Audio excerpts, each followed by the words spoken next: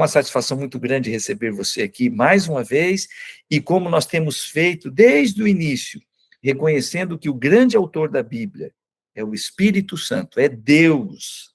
Aí, relembrando um versinho que nós estudamos, ele soprou a mensagem da Bíblia para os profetas, e é por isso que a Bíblia usa a expressão, toda a Escritura é inspirada por Deus. Então, Deus é o grande autor que antecede ao trabalho dos profetas. Profeta, nesse contexto, é um porta-voz, ele recebe a mensagem de Deus e ele escreve, ele compartilha conosco. Então, se Deus é o grande autor, para a gente entender hoje, para a gente conseguir ter clareza do que diz a sua palavra, a gente tem que pedir, Pai do céu, nos ajuda, nos dá um entendimento, para que a gente possa realmente assimilar aquilo que o Senhor quer revelar para nós. E nós damos início às aulas fazendo uma oração. Quem ora para a gente hoje é o Renan.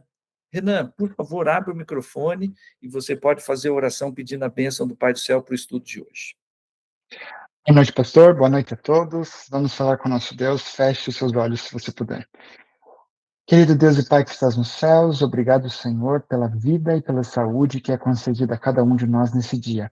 Amém. Obrigado também porque, de maneira especial, o Senhor, desde o princípio da história, tem levantado pessoas para deixar registrado, por escrito, os ensinamentos, as histórias, para que hoje seja possível nós aprendermos a verdade e estarmos livres de todo o engano de Satanás por meio de falsas verdades ou até mesmo mentiras. Amém. Que na aula de hoje o Senhor possa, desde já, mandar o seu Santo Espírito para falar aos nossos ouvidos, para que possamos entender verdadeiramente cada palavra que foi inspirada ali na Bíblia para alcançar os nossos corações. Amém. Envia também o teu Santo Espírito ao pastor Tavella, que ele possa ser usado por ti e as palavras não sejam dele, mas do seu Santo Espírito. Seja conosco hoje sempre, assim pedimos também, em especial pelos agradecimentos e pedidos especiais que existem dentro do coração de cada um aqui presente. Amém. E que o Senhor possa se fazer presente em nossas vidas, em nossos familiares também. Assim pedimos em nome do Pai do Céu. Amém. Amém, Senhor Jesus. Amém. Renan, muito obrigado mais uma vez. Recapitulando rapidamente, vamos lá. Aspecto número 1. A Bíblia é dividida em duas grandes partes, o Antigo Testamento e o Novo Testamento. O fator que separa um do outro, o elemento que separa um do outro é uma pessoa, é o Senhor Jesus Cristo. E a gente usa essa expressão. O Antigo Testamento são os livros escritos antes de Jesus. O Novo Testamento são os livros escritos depois de Jesus. Um detalhe interessante é que ele é o personagem central, depois do nascimento de Jesus, né, da sua encarnação. Um detalhe interessante é que ele é o personagem central, ele é o protagonista nos dois testamentos, tanto no Antigo Testamento quanto no Novo Testamento. Daqui a pouquinho eu quero destacar alguns pontos assim que são grandiosos na narrativa bíblica do Antigo Testamento. Recapitulando o que nós falamos na semana passada, eu disse a vocês que o livro de Gênesis significa origens, é uma palavra grega que significa origem, significa princípios, e por uma razão muito óbvia ele se chama dessa maneira, porque os primeiros capítulos do livro de Gênesis, eles estão relacionados à origem da humanidade. Então a gente consegue pegar ali capítulo 1 e 2, a criação, Deus criando tudo perfeito. Capítulo 3, a entrada do pecado na humanidade, Adão e Eva sendo expulsos do Jardim do Éden, mas o propósito de Deus permanecendo de que eles deveriam povoar a terra. Deus falou isso para Adão e Eva lá antes do pecado, e agora ele manteve. Vocês vão povoar e dominar a terra. E Adão e Eva começaram a ter filhos e a população foi aumentando. Lá no dia em que eles pecaram, Deus fez uma promessa, dizendo, olha, vocês estão sendo expulsos do Jardim do Éden, mas eu não vou abandonar vocês. Eu vou levantar um descendente. Lá em Gênesis, capítulo 3, verso 15, quando Deus fala que colocaria inimizade entre a mulher, simbolizando a igreja, e a serpente, simbolizando o diabo, igreja, eu digo, povo de Deus. Desde aquele momento, ali já tinha uma promessa de que Deus levantaria um descendente da mulher que seria o resgatador, o Salvador da humanidade. E Eva esperava que da sua descendência, ela imaginava que nos próprios dias, a Bíblia diz que ela teve filhos e filhas, ela imaginava que algum dos seus filhos poderia ser o Messias prometido, né? O descendente prometido por Deus. Mas, infelizmente, isso não aconteceu, e ali um dos filhos tornou-se o primeiro assassino, foi uma história muito triste, e a população foi aumentando, a gente chega no capítulo 6 do livro de Gênesis, dizendo que a maldade aumentou tanto, tanto, tanto, o pensamento, o impulso do ser humano era direcionado para o mal, de uma tal forma que Deus teve que fazer uma intervenção abrupta, que foi o dilúvio. E aí a gente encontra o relato, Deus diz assim, estou parafraseando aqui, meus amigos, eu vou ter que começar tudo de novo, eu vou dar um reset. E agora, a partir de Noé, que passou 120 anos construindo a arca, pregando, convidando as pessoas a aceitarem essa segunda oportunidade, a partir de Noé e a sua família, Deus vai começar a povoar o mundo de novo. E aí a gente vai no relato do dilúvio, de forma muito especial, até o capítulo 11, quando vai falar do pós-dilúvio, que é quando fala da Torre de Babel. Então, eu vou resumir aqui mais uma vez. Gênesis 1 a 11, ele está relacionado com a história da humanidade, está relacionado com as origens. A gente olha para esses capítulos e a gente consegue encontrar explicação para muitas coisas. Tem uma série de coisas que não estão reveladas, e aí a gente não pode cair no risco de ficar fazendo conjecturas. Mas as coisas que estão reveladas, a gente consegue encontrar explicação para muitas delas, olhando para Gênesis 1 a 11. A criação, a queda, o desenvolvimento da humanidade longe de Deus, com a maldade se multiplicando, uma intervenção de Deus para interromper ali aquele ciclo de autodestruição da humanidade. Deus começa tudo de novo através do dilúvio. Paramos aqui, e aí eu preciso repetir a observação que eu fiz na semana passada. Muitas pessoas contestam se esse relato é um relato histórico ou é meramente uma narrativa mitológica.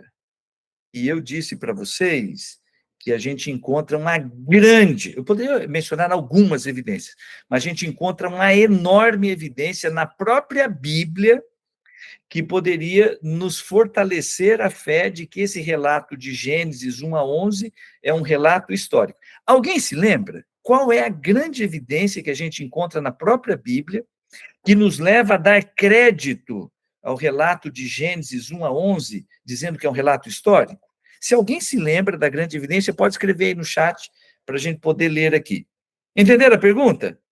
Alguém chega para mim e fala assim, não acredito em Gênesis 1 a 11, não acredito nessa história da criação, Eva comendo fruto e dilúvio, eu não acredito em nada disso. E aí eu vou responder para a pessoa, pois eu acredito. Tá, mas você se baseia em quê para você dizer que esse relato poderia ser histórico? E eu diria, existem algumas evidências, mas para mim a principal é que o restante... Ninguém colocou aqui, né? Então vamos lá, vou repetir. É que o restante da Bíblia dá crédito histórico a essa narrativa, começando por um tal de Jesus Cristo. Vocês já viram falar desse camarada? Quando Jesus estava aqui na Terra, ele fazia menção à criação, à origem do pecado e ao dilúvio como eventos históricos. Aí você continua lendo o Novo Testamento, você vai encontrar o apóstolo Paulo, pois ele faz a mesma coisa. Então, esse relato falando das origens, ele é reforçado, ele é reiterado nas palavras de Jesus e do apóstolo Paulo. Gente, para mim, se Jesus acreditava que Gênesis 1 a 11 é histórico, quem sou eu para dizer que é mito? Eu também acredito. Mas a gente poderia mencionar outras evidências que, em outro momento, eu vou trazer uma pessoa aqui para a gente conversar sobre isso, tá bom? Gênesis 1 a 11. Esse é o primeiro período que a gente poderia dizer que é descrito na Bíblia. Alguns detalhes que eu mencionei na semana passada. É muito difícil estabelecer uma cronologia. Isso aconteceu em tal momento, isso aconteceu em tal momento, isso aconteceu em tal momento. Mas, de forma geral, nós acreditamos que essas coisas, até o dilúvio, entre Adão e o dilúvio, passaram-se, arredondando, tá? 2.000 anos. Estou arredondando aqui. Aproximadamente 2.000 anos. E aí, depois do dilúvio, da Torre de Babel, aí tem novamente o propósito de Deus sendo reiterado. É para povoar a terra, é para vocês se espalharem. O povo estava tudo reunido, vamos construir uma torre que vai até o céu, aí mesmo que Deus queira destruir a humanidade com água, não vai conseguir. Olha, mesmo Deus tendo prometido, colocando um arco-íris, dizendo, não vou mais destruir, o povo era rebelde. Aí Deus confundiu a língua deles, e é por isso que o nome da torre é Babel, o significado seria confusão. Lá em torno da Torre de Babel surgiu uma cidade muito famosa chamada Babilônia, e o significado é confusão. Deus confundiu a língua deles e eles se espalharam. E aí, finalmente, foram povoar a terra toda. A partir de Gênesis capítulo 2, agora, o relato da Bíblia, ele não se refere à história da humanidade. Agora você percebe, opa, paramos de contar a história da humanidade. E agora a Bíblia passa a contar a história de um povo muito especial, que é chamado no Antigo Testamento de povo de Israel. E eu contei rapidamente para vocês como é que surgiu o povo de Israel. Então, a história do povo de Israel, o primeiro período é aquele período que a gente chama de patriarcas. A palavra patriarcas tem a ver com pais. O primeiro período é o período dos pais do povo de Israel. Gênesis capítulo 12 começa com o chamado de Deus para Abraão. Então, Abraão é o primeiro pai do povo de Israel.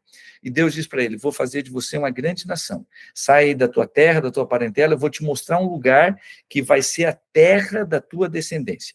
E aí Abraão saiu lá da região da Mesopotâmia e foi até a região da Palestina, a região de Canaã. Ali em Canaã ele teve 2 filhos, mas um deles, a Bíblia diz, que era filho de um milagre. Abraão já tinha 100 anos, a sua esposa 90 anos, quando eles tiveram Isaque. Então agora, Abraão e o seu filho Isaque. Deus disse, a partir de Isaque é que a tua descendência vai crescer. Isaque teve 2 filhos, e Deus disse, Jacó. Jacó é o filho da promessa. E é a partir de Jacó que eu vou formar uma grande nação. Um dia Deus mudou o nome de Jacó. Mudou o nome dele de Jacó para... Alguém se lembra como é que ficou o novo nome de Jacó? Deus falou assim, ó, teu nome não vai ser mais Jacó, que em outras palavras significaria usurpador. A partir de agora o teu nome vai ser tal, que significa príncipe. Alguém se lembra o nome do... Como ficou o novo nome de Jacó? Quem se lembra, escreve lá, rapidinho. Israel, Rafael escreveu aqui. Parabéns, Rafael. Israel. Então, agora, Jacó passa a se chamar Israel. Recapitulando os patriarcas. Abraão, Isaque, Jacó, que mudou o nome para Israel. Israel teve 12 filhos. Cada filho formou uma grande família. E aí, a partir de Israel, a gente tem essas grandes famílias, que eram clãs, ou como usa a expressão na Bíblia, tribos. E agora o Edivan também colocou Israel ali, a Samira também colocou Israel, parabéns. Então agora os filhos de Israel, que eram 12, formaram 12 tribos, as 12 tribos de Israel. Aí aqueles que já tiveram o cuidado de dar uma pesquisada, vão descobrir que tinha 13. Mas como assim, se eram 12 filhos, por que 13? Porque Deus prometeu que a recompensa de José, que era um dos filhos, seria dobrada. E José teve 2 filhos. Então, você não tem a tribo de José, você tem a tribo de Manassés e Efraim. Você já viu isso na Bíblia? Tá, pastor, mas tem uma coisa aqui estranha. Então, se tira José, coloca 2, ao invés de 12, seriam 13. Só que a tribo de Levi, ela não tinha um território. Então, quando você olha para o mapa lá do Antigo Testamento, as 12 tribos de Israel, você não vai encontrar o território de Levi, porque a tribo de Levi, ela estava espalhada no meio das outras tribos, porque eles eram os sacerdotes, eles eram aqueles que cuidavam da vida religiosa da nação.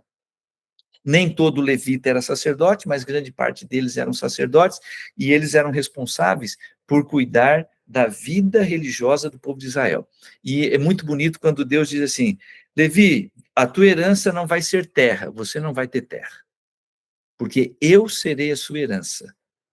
E aí todas as outras tribos cuidavam da tribo de Levi, num sistema muito bonito, que outro dia a gente vai falar. Como é que a tribo de Levi era mantida pelas outras tribos? Deus estabeleceu uma forma, e eles eram responsáveis para cuidar da vida religiosa do povo de Israel.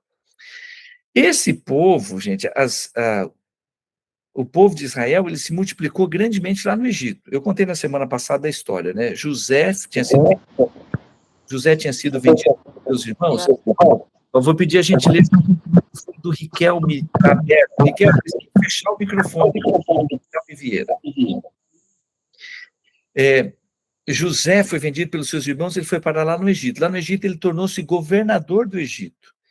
E aí ele mandou trazer a sua família. Veio o pai e os seus irmãos. Aí lá no finalzinho do livro de Êxodo, conta que eles chegaram lá no Egito em número de 70 pessoas. E lá eles se multiplicaram grandemente. Depois veio um faraó, que ao invés de cuidar bem da família de Israel, perseguiu, eles foram escravizados, até que finalmente Deus levantou um homem chamado Moisés. E aí a gente já está entrando na história do livro de Êxodo. Até que Deus levantou um homem chamado Moisés, e Moisés foi usado por Deus como instrumento para a libertação do povo de Israel. A palavra êxodo significa saída. E esse é o nome porque o evento principal do livro de Êxodo é a saída, é a libertação do povo de Israel da escravidão do Egito, de forma miraculosa, assim, extremamente sobrenatural. Deus tirou o seu povo lá do Egito e o levou para a terra prometida. Então, eles chegaram na terra prometida e entraram na terra prometida depois de 40 anos de peregrinação, sob a liderança de Josué. E aí a gente já tem a história de Josué. Veja, os 5 primeiros livros da Bíblia foram escritos por Moisés. O finalzinho do livro de Deuteronômio, que é o 5º livro, conta a história da sua morte. Evidentemente, não foi ele que escreveu, e nós entendemos, os estudiosos entendem, que foi o próprio Josué que escreveu o finalzinho do livro. E aí vem o próximo líder de Israel, que foi estabelecido por Deus, tinha sido preparado por Moisés, foi estabelecido por Deus, Josué assume a liderança do povo. Atravessa o Rio Jordão também de forma sobrenatural, atravessaram a seco. Deus parou o curso da água e eles atravessaram a seco. E agora Deus, de forma miraculosa, vai dando para eles a conquista da terra de Canaã. Muitas batalhas, muitas lutas, até que a gente chega no finalzinho da vida de Josué, é o último capítulo do livro de Josué, e aí Josué se levanta diante do povo, faz um lindo discurso, é uma despedida dele, já velhinho, ele chama o povo para tomar um compromisso, para renovar o compromisso de fidelidade a Deus.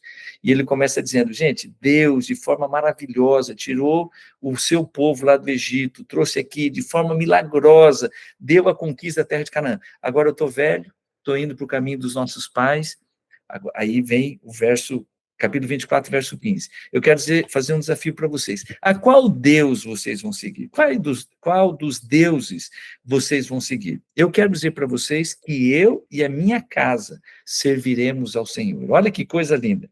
Agora vocês podem escolher a quem vocês vão servir. Eu e a minha casa serviremos ao Senhor. Com esse desafio, Josué morreu, e agora o povo continua ali se multiplicando. E aí vem o próximo livro. E o próximo livro é o livro de Juízes. Josué não conseguiu discipular, capacitar alguém para ser o seu substituto, liderando o povo. E aí tem aquele versinho que é muito triste, lá no finalzinho do livro de Juízes. Diz que no período dos juízes, cada um fazia o que bem entendia. Ó, o microfone do Riquelme Vieira está aberto de novo. Tem que fechar o microfone aí, por favor. Diz que cada um seguia o que dava na sua cabeça. Olha que coisa triste, gente. Até aquele momento o povo estava sendo liderado, e agora o livro de Juízes entra num ciclo que é muito interessante. Eles se afastam de Deus, fazendo cada um o que queria. Deus manda uma aprovação, e essa aprovação geralmente era um povo inimigo que vinha e subjugava o povo de Israel. Aí eles clamavam, Senhor, nos liberta dessa escravidão, dessa opressão. Aí Deus levantava um libertador. Os estudiosos dizem que o nome mais adequado para o livro de Juízes seria libertadores, porque os juízes eram instrumentos de Deus para liderar o povo numa batalha de libertação da escravidão. Então, levanta-se um juiz e ele lidera o povo para Deus libertá-los da escravidão. Aí o povo tem um período de paz, eles estão sendo fiéis a Deus, estão debaixo da liderança daquele juiz libertador, e daí descamba de novo. Aí vem a opressão de novo, aí vem arrependimento, Deus levanta mais um de novo. E é nesse período aqui dos juízes que tem alguns personagens muito famosos. A gente vai encontrar aqui, por exemplo, Gideão. A história de Gideão é maravilhosa. Nós vamos encontrar a história de Sansão. Não é tão maravilhosa, tem aspectos muito tristes. A gente vai vendo Deus colocando a mão para fazer o trabalho de libertação usando uma pessoa, que aí é chamado de juiz. Esse período foi um período de muita instabilidade. E aí chegou um momento, na época, que o juiz, ele também era um profeta, chamado Samuel. No período do profeta Samuel, e aí a gente tem os livros, tá? Depois de Juízes, tem 1º e 2º Samuel. Perdão, tem o livro de Ruth, antes de Samuel, e depois 1º e 2º Samuel. No período de Samuel, ele era o juiz e profeta que liderava o povo. O povo fez um pedido: por favor, nós queremos ter um rei. E Deus atendeu o pedido e falou para Samuel: Samuel, o povo não está rejeitando você, eles estão rejeitando a minha liderança, porque eu tenho tentado liderá-los através da sua liderança como profeta, como juiz, mas eles querem um rei. Então vamos escolher um rei. E Deus conduziu as coisas de uma maneira para que o primeiro rei de Israel fosse um homem chamado Saul. E Saul era um homem do jeito que o povo queria. Agora, fazendo uma observação. Eu falei que ia gastar 2 minutos para fazer a recapitulação, gastei 15. Na semana passada, nós chegamos no período dos juízes. Qual é o período que vem depois dos juízes? É o período da monarquia, é o período dos reis. E o período dos reis tem um período em que todas as 12 tribos estão debaixo do mesmo rei, e depois vai ter um período que as 12 tribos elas vão ter um racha. E aí a gente vai ter 2 reinos com o povo de Deus. O povo do Antigo Testamento vai estar dividido em 2 reinos. Mas vamos lá. O primeiro rei foi esse homem chamado Saul. Quando eu digo que ele era bem do jeito que o povo queria, a Bíblia descreve que ele era um homem alto, muito forte. A Bíblia até usa a expressão: não tinha ninguém que fosse como Saul, porque acima dos ombros não tinha ninguém que fosse da altura dele. Estou resumindo dessa maneira. Um homem muito bonito, muito forte. E agora o povo diz assim: era esse o rei que a gente queria. E Saul liderou, foi rei sobre Israel por 40 anos. Mas a Bíblia diz que ele deu muita cabeçada, por causa do orgulho, por causa da dureza do coração, ele acabou seguindo um caminho que não agradava a Deus. E enquanto ele ainda era vivo, Deus mandou Samuel ungir. Deus escolheu e havia uma cerimônia. O profeta vinha e jogava azeite de oliva. Isso significava ungir o novo rei. Era uma cerimônia simbólica, o azeite de oliva simbolizando o Espírito Santo, e vinha ali o profeta, derramava azeite de oliva na cabeça do camarada, dizendo assim: ó, você vai ser dirigido por Deus, pelo Espírito Santo, Deus vai dirigir a sua vida, e esse agora era o novo escolhido. E Saul ainda era vivo quando Deus escolheu Davi, que era um rapazinho ainda. Davi foi escolhido para ser rei. Quando Saul ficou sabendo, queria matar Davi, e Davi era leal a Saul, e ficava fugindo. E isso durou dezenas de anos. Davi fugindo e o próprio Saul querendo matá-lo. Aí, no final, teve uma batalha terrível contra os filisteus, e o povo inimigo matou a Saul, matou Jonatas, que era filho de Saul, mas era um amigo do coração de Davi, e agora, finalmente, aquilo que Deus havia estabelecido ia se cumprir. O novo rei seria Davi. Davi teve também um reinado de 40 anos, e a Bíblia diz que ele era um homem segundo o coração de Deus. Ele não fez só coisas boas, ele fez muitas coisas ruins, mas ele é diferente de Saul, que era um homem de coração duro, rebelde. Davi tinha um coração mole, amolecido, ele se arrependia, ele se voltava para Deus quando ele errava. E Saul governou o povo de Israel por mais 40 anos. E aí veio o filho dele, o terceiro e último rei, que governou o povo de Israel numa monarquia unida, a gente até usa essa expressão, numa monarquia única, todas as 12 tribos debaixo de um rei. Primeiro Saul, depois Davi, depois Salomão. Salomão governou o povo de Israel por muitos anos e veio a falecer. E aí o filho dele, chamado Roboão, assumiu como rei. Ele seria o descendente, o herdeiro, e seria o rei natural. Mas aí a Bíblia conta, essa história é muito interessante, está relatada lá no livro de Reis. Aí, boa parte das histórias dos reis, elas estão relatadas nos livros dos reis e livro de crônicas. Por sinal, o título do livro primeiro e segundo crônicas são as crônicas dos reis. Esses dois livros, Reis e Crônicas, os personagens principais são reis e profetas. Então, a gente até usa essa expressão. O relato cronológico de Reis e Crônicas é o período dos profetas e reis. É interessante a gente usar essa expressão, né? Período dos profetas e reis. Então, agora vem o filho de Salomão e os líderes, a Bíblia usa a expressão, os anciãos, os príncipes das tribos se aproximaram. Você pode explicar mais um pouco da história de Davi? Riquelme, está aberto de novo aí. Eu não sei se Riquelme é o nome da pessoa mesmo, tem que fechar o microfone. Quando tiver alguma dúvida, pode escrever no balãozinho. A gente não está abrindo o microfone para ter o diálogo, porque estamos aqui em muitas pessoas, tá bom? Vai ali no balãozinho que tem ali do chat e pode escrever a sua pergunta. Então, meus queridos, os líderes vieram e falaram para Roboão assim, olha, o teu pai foi um grande rei, por sinal, ele que construiu o templo do Antigo Testamento, que a gente chama de Templo de Salomão, era o templo para Deus, mas que foi construído no período do rei Salomão. E ele dizia assim, o rei Salomão foi um rei muito sábio, foi um rei muito grandioso, ele teve muitas conquistas, foi um rei muito poderoso, muito rico, mas ele fazia uma coisa que era muito difícil da gente suportar. Ele aumentou demais os impostos. Os impostos de Salomão eram pesadíssimos. Aí os líderes falaram assim, por favor, Roboão, alivie os impostos. Aí Roboão falou assim, volte amanhã que eu vou pensar aqui um pouquinho. Aí ele procurou, primeiramente os... Ele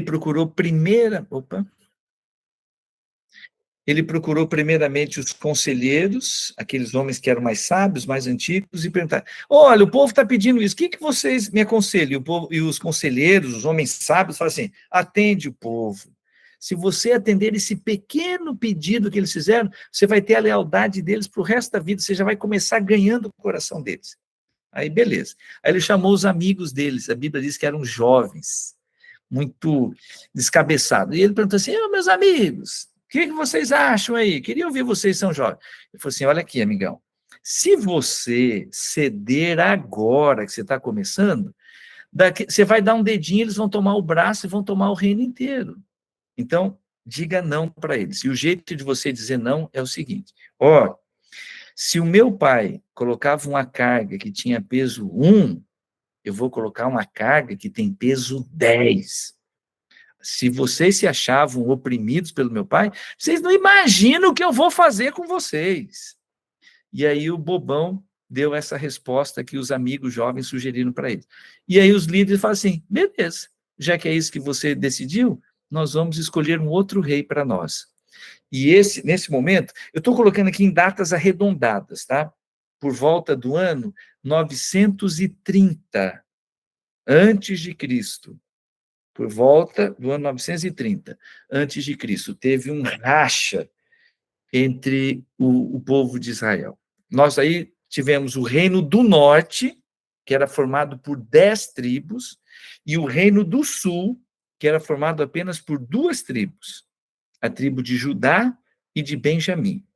O reino do sul, com a tribo de Judá e Benjamim, tinha a capital em Jerusalém. O reino do norte, que era formado por 10 tribos, tinha a capital em Samaria. E agora temos 2 reinos separados. O reino do sul, com o seu rei, que era chamado Reino de Judá, e o reino do norte, com o seu rei, que era chamado de Reino de Israel. O primeiro rei de Israel ao norte foi Jeroboão. Então, quando rachou, o filho de Salomão, chamado Roboão, no sul, e Jeroboão, no norte, que não era filho de Salomão, no reino do norte, agora com as 10 tribos. Uma coisa muito interessante. Muitos reis vieram por aproximadamente 200 anos. Estou de novo aqui arredondando, tá? Até o ano 722. Muitos reis governaram o reino do norte.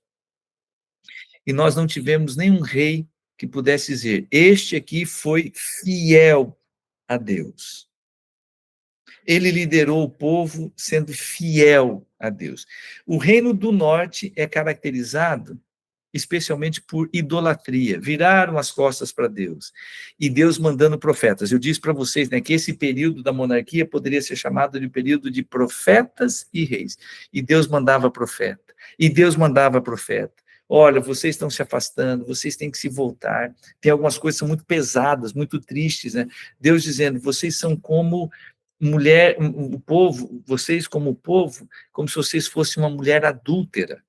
Vocês vão atrás de um outro homem, eu perdoo, trago vocês de volta. O que vocês fazem? Vão atrás de outro homem de novo. Mas o meu amor por vocês, ele é inesgotável. Arrependam-se. Eu quero que vocês sejam fiéis, eu vou cuidar de vocês, vocês vão prosperar. E o povo fugindo, se afastando de Deus.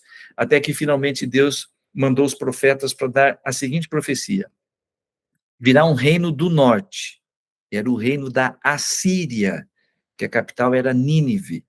A cidade de Nínive ainda existe, está lá no Iraque, e o nome da cidade é Mossul.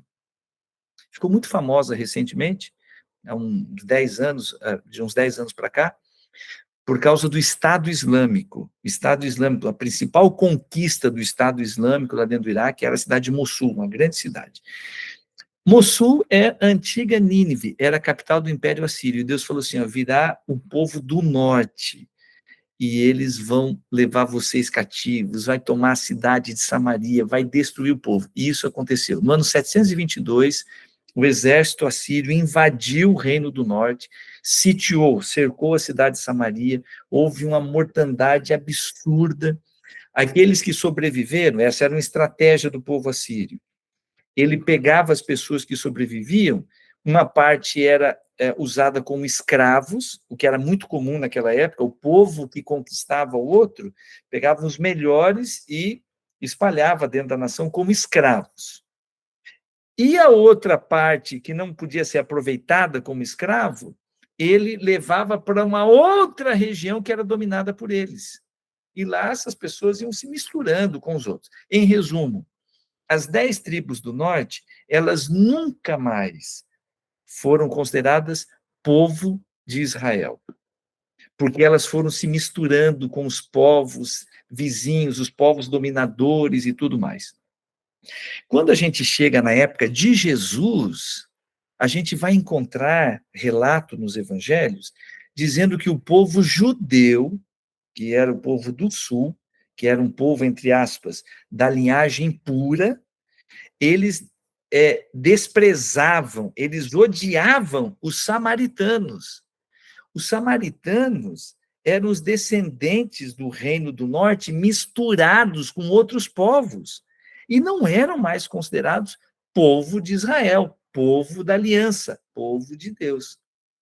Então, lá no ano 722, caiu o Reino do Norte e nunca mais teve um rei e um povo que pudesse dizer, nós somos povo de Deus. O Reino do Sul, que era formado por 2 tribos, Judá e Benjamim, teve muitos reis que eram fiéis a Deus. E a gente vai lendo ali no meio das histórias, homens maravilhosos, que Deus usava para abençoar a nação, para poder testemunhar para os outros povos. No meio desses reis que eram fiéis a Deus, que eram maravilhosos, também havia reis que viravam as costas para Deus, adoravam ídolos, afastavam o povo de Deus. E assim o Reino do Sul era um serrote, uma hora pertinho, outra hora embaixo. A linha histórica do Reino do Sul é uma linha de serrote. E Deus usando os profetas e dizendo, vocês têm que ficar perto de mim, não se afastem, fiquem perto de mim, etc, etc. Até que chegou o momento que Deus falou, olha, vocês têm um exemplo. Olha o que aconteceu com as 10 tribos do norte. Veio um outro império e acabou com eles. Pois eu quero dizer para vocês que se vocês continuarem virando as costas para mim, virá um outro exército, também virá lá pelo norte. E esse outro exército, esse outro império vai dominar vocês. E isso aconteceu. O Império Babilônico, que foi o império que conquistou a Síria, que dominou o Império Assírio, e eles eram muito poderosos, o Império da Babilônia. O Império Babilônico veio e ele foi, não uma única invasão, ele invadiu o território de Judá 3 vezes. A primeira vez, no ano 605, eu vou arredondar aqui, tá? Aproximadamente 120 anos depois da destruição de Samaria, veio o Império da Babilônia e invadiu Jerusalém. Levaram muitos cativos para a Babilônia, mas não destruíram a cidade, não mataram o rei. E eles disseram, se vocês forem nossos vassalos, se vocês pagarem os impostos, se vocês não se rebelarem nem nada, a gente vai dar uma certa autonomia para vocês. O que o povo de Judá fez? Falou, nós nunca fomos vassalos de ninguém e a gente vai se rebelar. Eu estou encurtando aqui a história. E Deus usava o profeta e dizia assim para eles, não se rebelem contra a Babilônia. Eu estou usando a Babilônia para disciplinar vocês. Permaneçam debaixo do jugo da Babilônia. Aí um rei, querendo ser muito esperto, falou assim, nós vamos fazer um acordo com o Egito, porque o Egito era uma nação poderosa também. Nós vamos nos unir aos egípcios e nós vamos enfrentar os babilônios e a gente vai conseguir. Eu agora estou encurtando a história, tá bom? Finalmente, no ano 586, numa terceira invasão da Babilônia, o exército veio e arrebentou com tudo. Destruiu a cidade de Babilônia, meteu fogo no templo lá no templo de Jerusalém, que era o templo do rei Salomão, destruiu, botou abaixo o templo, queimou tudo, pegou todos os tesouros que havia no templo de Jerusalém e levou para a Babilônia. E aí o povo ficou arrasado. O povo ficou arrasado. A Cláudia dizendo, e a gente vai se rebelar. Gostei. Pastor Baita, contador. Obrigado aí, Cláudia. Estou contando a história aqui. E agora, destruição total. Aqueles que sobreviveram desde a primeira invasão, que foi quando Daniel e os seus companheiros foram levados para a Babilônia, desta vez não foi só uma amostra do povo, agora eles levaram a massa do povo. Levou, e de igual maneira, vamos colocar todo mundo para ser escravo. Aqueles que não puderem ser aproveitados como escravos, eles vão ficar aqui no nosso território e vão ter essa vida de exilados aqui. Então, esse é o período que a gente chama de exílio babilônico. Esse período é um período marcante na história do povo de Israel. Depois de terem saído do Egito, eles se estabeleceram na terra de Canaã, e só lá no ano 586, eles perderam completamente a autonomia, perderam a sua capital, não tem mais um rei, o templo foi destruído, todo aquele ritual do santuário que por tantos séculos havia mantido o sistema religioso do Antigo Testamento, agora foi interrompido e o povo foi parar lá na Babilônia. E ficava lá chorando de saudade da sua terra e pensando, até quando nós vamos ficar aqui? Ó Senhor, até quando? E aí vem uma data, um período muito interessante, o Império Babilônico foi vencido, caiu o Império Babilônico, e veio o Império Medo-Persa.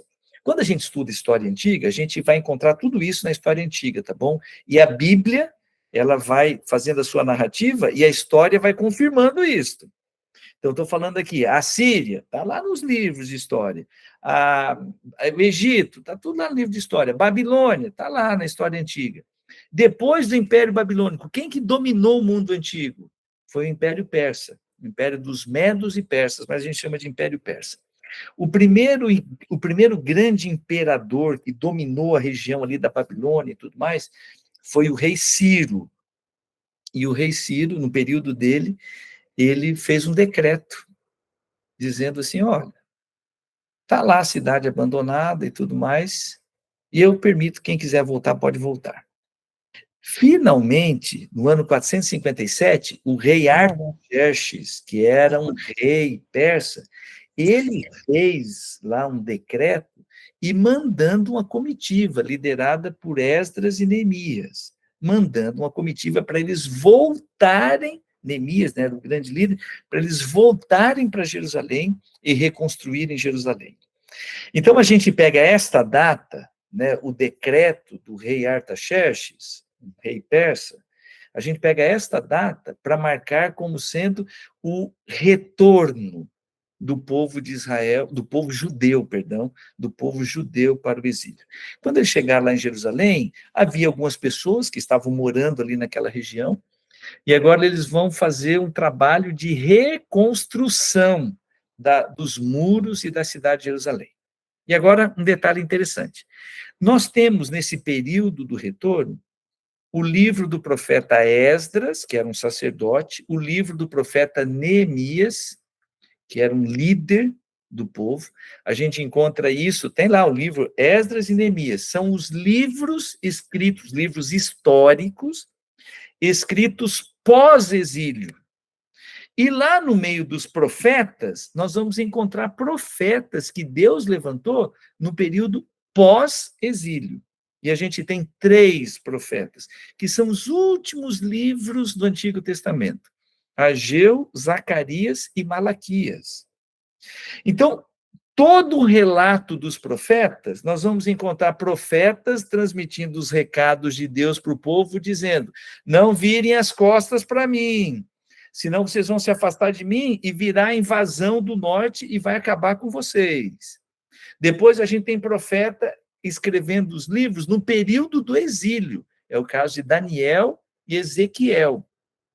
Daniel, desde o ano 605, foi levado para lá, e depois o profeta Ezequiel, alguns anos depois, também foi levado para lá, junto com o povo, em 586, e aí Daniel lá no meio da corte, e Ezequiel no meio do povão, e eles escrevendo os recados de Deus durante o período do exílio. Aí a gente tem um relato histórico do retorno, de Esdras e Neemias, e a gente tem 3 profetas transmitindo os recados de Deus, dizendo para o povo: não desanimem, Deus vai restaurar o povo judeu. Então, vocês vão reconstruir Jerusalém, vocês vão reconstruir o templo, e aí a Bíblia diz que enquanto eles reconstruíam o templo, eles percebiam que o templo não ia ter a grandiosidade do templo de Salomão, que era recoberto de ouro, era uma coisa magnífica, e que eles choravam, dizendo: esse templo aqui, ele vai ser bem inferior. E aí Deus fez uma promessa: pois este segundo templo, ele vai ser maior que o templo de Salomão. Alguém sabe por quê? Por que o segundo templo, esse que foi reconstruído, ele foi maior que o templo de Salomão? Foi maior em termos de importância, em termos assim de relevância para a história? Alguém sabe dizer por quê? Se souber dizer, escreve aqui para mim, por favor, no chat aqui, na mensagem. Enquanto você vai escrever por que o segundo templo, a reconstrução do templo, mesmo sendo mais acanhadinho, mesmo não tendo a grandiosidade, a pompa do templo do rei Salomão, ele foi maior. Muito bem, a Leila deu a resposta aqui. Leila MT, não sei se MT é de Mato Grosso, Leila, mas a Leila colocou: por causa de Jesus Cristo. Gente, o templo, o segundo templo, ele foi frequentado por Jesus. A história do templo é muito interessante, mas eu queria destacar isto. Todas as profecias do Antigo Testamento, lá desde Gênesis, capítulo 3, verso 15, todas as profecias do Antigo Testamento, elas estavam apontando para um clímax da obra de Deus em salvar os seus filhos e salvar a humanidade. E este clímax era a presença, a vinda de Jesus Cristo. E a pessoa de Jesus Cristo era simbolizada de diversas maneiras no Antigo Testamento, especialmente no ritual do santuário. Você já deve ter ouvido falar que quando um pecador, ele se arrependia, ele pegava um cordeirinho, levava até o templo, até o santuário, e ali o sacerdote sacrificava aquele cordeiro, recolhia o sangue, levava para dentro do templo, Todo esse ritual apontava para Jesus Cristo. Primeiro, Jesus, o Cordeiro de Deus que tira o pecado do mundo. Segundo lugar, Jesus, o verdadeiro sacerdote, porque sacerdote era o mediador. Então, ele estava simbolizando Jesus, que depois da sua morte e ressurreição, foi para o céu para ser o nosso advogado, o nosso sacerdote. E tinha o sumo sacerdote, o principal dos sacerdotes, que uma vez por ano ele realizava o que era chamada a purificação do santuário.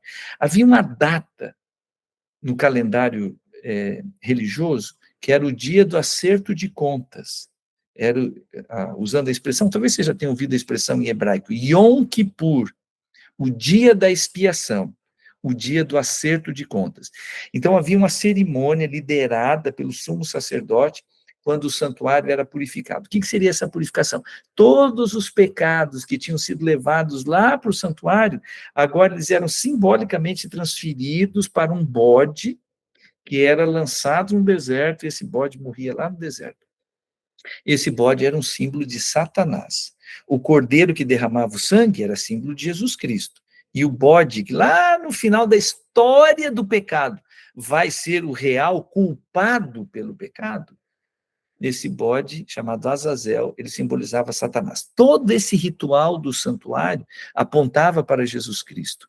As profecias do Antigo Testamento, elas sempre marcavam a presença de Jesus Cristo e, sobretudo, o seu sacrifício substitutivo.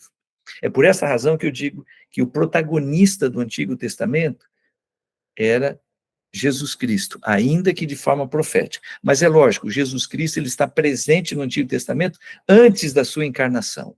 Ele era o ponto de encontro. A conexão entre o Deus Criador e a criatura sempre foi Jesus Cristo, a segunda pessoa da Trindade.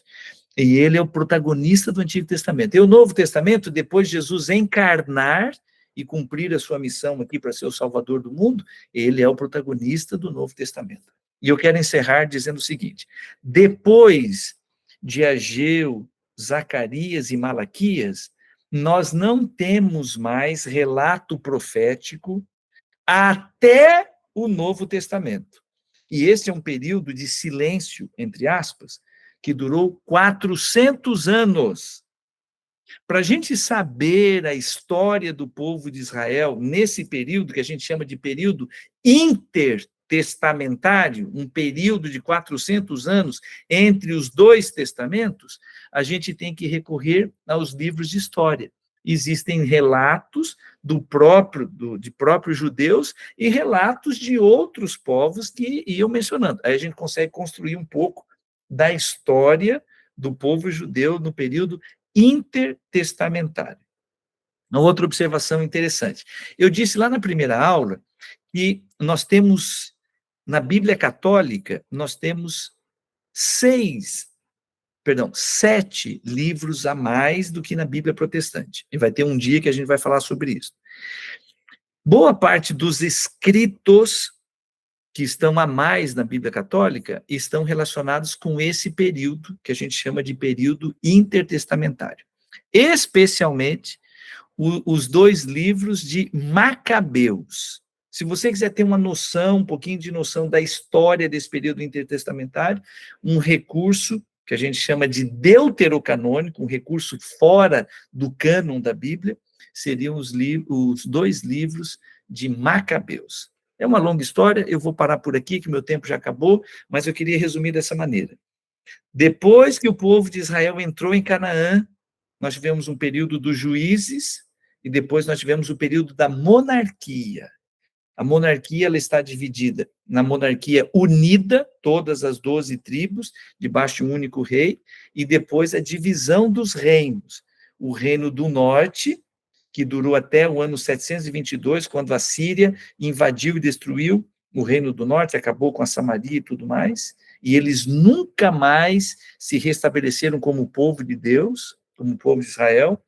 E o reino do sul, que só tinha 2 tribos, Judá e Benjamim, e é por essa razão que a gente passa a chamar o povo de Deus de judeus.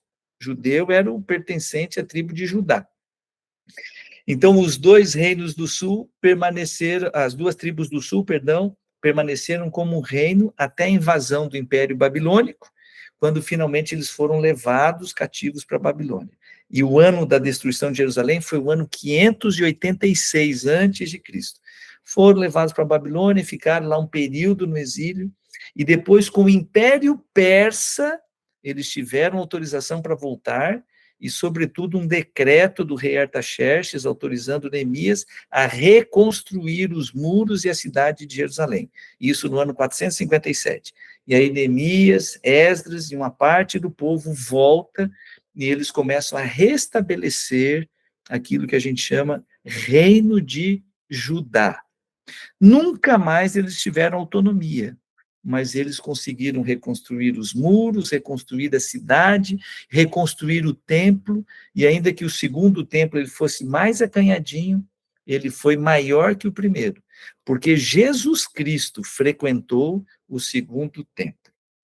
Depois do relato ali da reconstrução, que envolve Esdras e Neemias como relato histórico, e mais os profetas Ageu, Zacarias e Malaquias, nós temos um silêncio na narrativa histórica do povo judeu por 400 anos, até que finalmente vem Jesus Cristo, e aí toda a narrativa do Novo Testamento.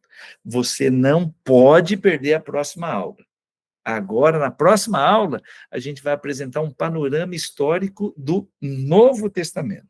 Então, nessas duas aulas, a gente teve uma narrativa, um panorama histórico do Antigo Testamento. E na próxima aula, nós vamos avançar para o Novo Testamento, que é espetacular. E você não pode perder. Acabou meu tempo aqui, 21 horas e 2 minutos, e eu tenho consciência de uma coisa. Enquanto você estava ouvindo eu contar a história, certamente surgiram aí muitas perguntas na sua cabeça a respeito de muitos personagens. Mas e o profeta tal? E o rei tal? E tal império? Invadiu, não invadiu? Como é que foi? O que aconteceu? Lamentavelmente, pelo tempo mais reduzido, a gente não consegue falar tudo aqui.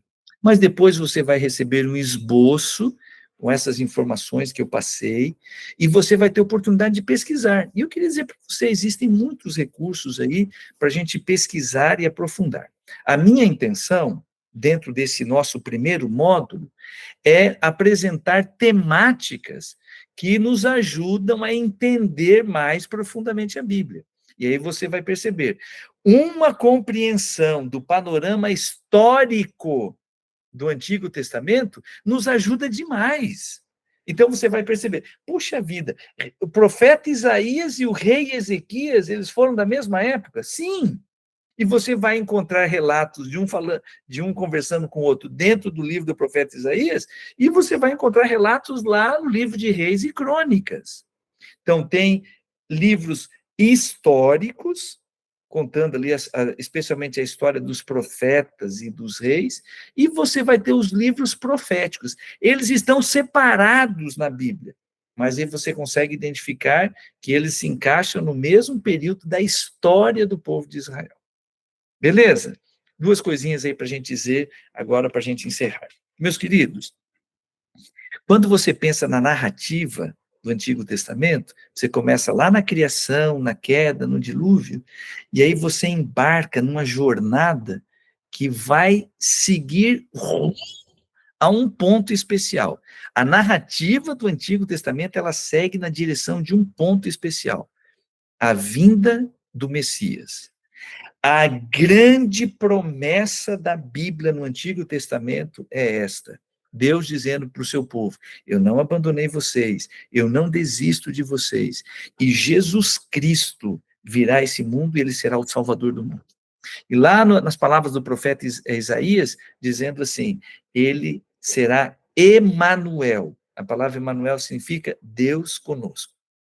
Então, a narrativa do Antigo Testamento, ela vai apontando nessa direção, a vinda de Jesus Cristo para ser Deus conosco e para morrer na cruz no nosso lugar.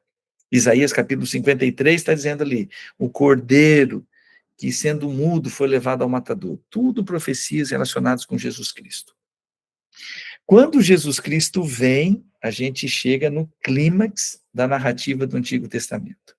Segunda coisa que eu gostaria de dizer, pensando no Novo Testamento. Toda a história história da salvação girava em torno de uma cerimônia que estava muito clara lá no santuário. E essa cerimônia envolvia um cordeiro que era sacrificado. Você precisa gravar isso, tá bom? Desde o Jardim do Éden, sempre tem um cordeiro morrendo e derramando sangue no lugar do pecador.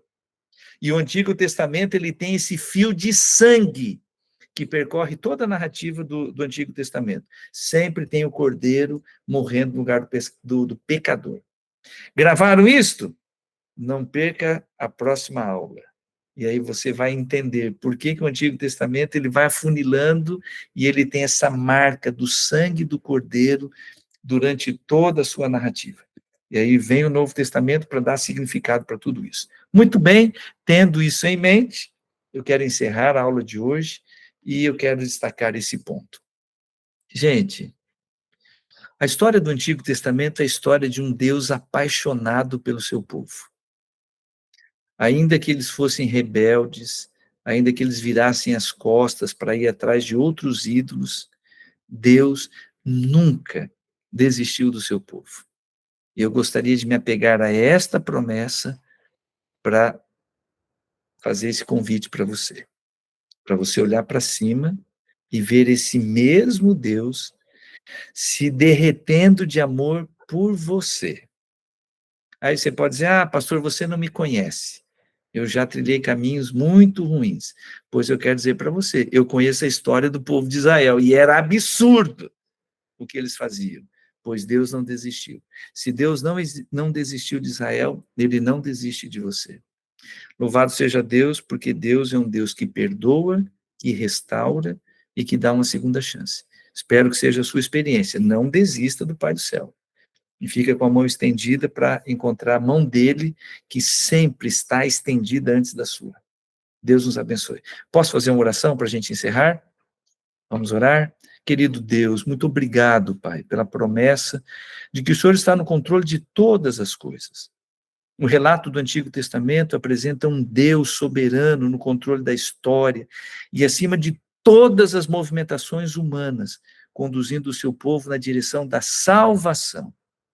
Pai amado, nós sabemos que o Senhor é o mesmo Deus hoje, que tem amor incondicional, infinito por nós, e que é um Deus todo-poderoso no controle da história, e que tem a mão estendida para salvar a cada um de nós como teus filhos. Nos ajuda, Senhor, a tomar posse dessa promessa. É a nossa oração, em nome de Jesus. Amém. Meus queridos, uma boa noite para vocês.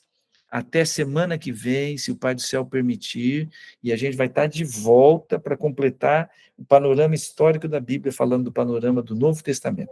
Um grande abraço para vocês. Fiquem com Deus, uma boa noite e até lá.